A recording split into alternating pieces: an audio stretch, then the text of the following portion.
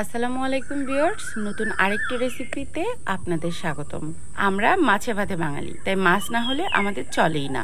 আর বাংলার ঐতিহ্য ইলিশ মাছ। ইলিশ মাছের বিভিন্ন রেসিপির মধ্যে সবার সবচেয়ে বেশি পছন্দের রেসিপি হয় সরষে ইলিশ। একদমই তিতা ভাব ছাড়া কিভাবে সরষে ইলিশ রান্না করব আজকে দেখাবো সেই রেসিপি। ভিডিওটি শুরু করার আগে দর্শকদের কাছে অনুরোধ থাকবে, যারা এখনো আমার চ্যানেলটিকে সাবস্ক্রাইব করেননি প্লিজ সাবস্ক্রাইব করে অল বাটনে ক্লিক করে রাখবেন।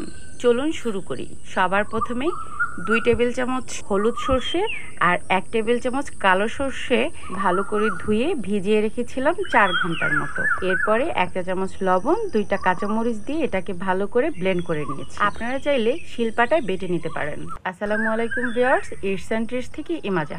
চলুন রেসিপিটি শুরু করি। আজকের রেসিপি সরষে ইলিশ। প্রথমে একটা প্যানে সরিষার তেল দিয়ে দিব পরিমাণ মতো। তেলটা ঠান্ডা অবস্থায় দিতে হবে 2 টেবিল চামচ পেঁয়াজ বাটা। পেঁয়াজটা একটু নাড়াচাড়া করে ভেজে দিয়ে দিব 1 টেবিল চামচ আদা রসুন বাটা। এই বাটা মশলাগুলো অল্প আঁচে একটু সময় নিয়ে কষিয়ে নিতে হবে, যেন মশলার কাঁচা গন্ধটা চলে যায়। এবার এখানে আমি অ্যাড করছি 1 চা চামচ হলুদের গুঁড়া, 1.5 চা চামচ মরিচের গুঁড়া আর 1/2 চা চামচ লবণ। এগুলো দিয়ে ভালো করে নেড়েচেড়ে কষিয়ে নিতে হবে। সঙ্গে এখানে দিয়ে দিচ্ছি ওই যে সরিষা পেস্ট করেছিলাম ওটার ব্লেন্ডার ধোয়া পানিটা, আর সঙ্গে দিয়ে দিব সামান্য কিছু পানি।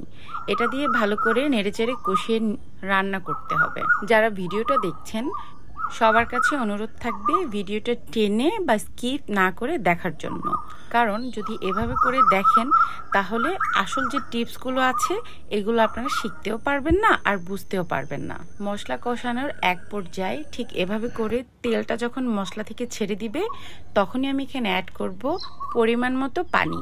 পানিটা আমি ঠান্ডা পানি দিচ্ছি, আপনারাও চেষ্টা করবেন ঠান্ডা পানিটাই দিতে। মশলাগুলো নেড়েচেড়ে মিশিয়ে নিচ্ছি। ঝোলের পানিটা ফুটে উঠলে আমি এখানে দিয়ে দিচ্ছি আগে থেকে কেটে বেছে ধুয়ে রাখা আমার মাছগুলো আমি ডিম সহকারে রেখেছি।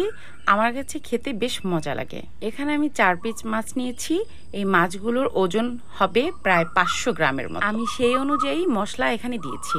আপনারা আপনাদের পছন্দ অনুযায়ী মানে মাছের পরিমাণ অনুযায়ী মশলা দিবেন। অপেক্ষা করব ঝোলটা শুকিয়ে আসা না পর্যন্ত। এবারে অ্যাড করব আগে থেকে পেস্ট করে রাখা সরিষা বাটা। আমি 2 টেবিল চামচ সরিষা বাটা দিয়ে দিচ্ছি, এর বেশি আমার প্রয়োজন নেই। সরিষা বাটাটা দিয়ে খুব বেশি নাড়াচাড়া করা যাবে না, কারণ ইলিশ মাছ এমনিতেই একটু নড়বড়ে মাছ হয়, তাই বেশি নাড়াচাড়া করলে মাছটা ভেঙে যাওয়ার সম্ভাবনা থাকে। এই রেসিপিটা আপনারা অবশ্যই একবার ট্রাই করবেন এবং আমাকে কমেন্ট করতে ভুলবেন না। আপনারা নিশ্চয়ই খেয়াল করেছেন আমি এখানে জিরা বা ধনিয়া বাটা ইউজ করিনি, আর সরিষা বাটাটাও আগে থেকে কোনো কষিয়ে নিইনি, কারণ সরিষাটা আগে থেকে কষিয়ে নিলে এটা তিতা ভাবটা চলে আসে, পরে অ্যাড করলে আর তিতা ভাবটা লাগবে না। আর একটা টিপস, সরিষার যে পরিমাণটা আমি দিয়েছি ঠিক ওই পরিমাণটাই নেবেন। আর ভিজিয়ে রাখা সরিষার যে পানিগুলো থাকবে ওগুলো কখনোই সরিষা বাটায় অ্যাড করবেন না। এবারে মাছটাকে আমি উল্টে দিব। উল্টে পাল্টে কিছুক্ষণ রান্না করার পরে গ্রেভিটা যখন এই পর্যায়ে চলে আসবে তখন লবণটা চেক করে দিয়ে দিব কাঁচা সরিষার তেল। এই সরিষার তেলটা অ্যাড করার পরে আপনার তরকারির যেই আসল ফ্লেভারটা আসবে সেটা জাস্ট ওয়াও।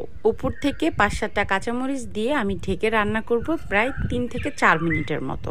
ঝোলটা কে কিরকম খেতে চান ঠিক ওই অনুযায়ী তুলে ফেললেই হয়ে যাবে। আমার রেসিপির ঝাল, ঝোল এবং লবণ সব কিছুই ঠিক ছিল আলহামদুলিল্লাহ। চামচ না লাগিয়ে ঠিক এভাবে করে একটু নাড়াচাড়া করে দিয়ে ঢেকে চুলার জাল অফ করে আমি আরও 10-15 মিনিটের মতো রেখে দিব।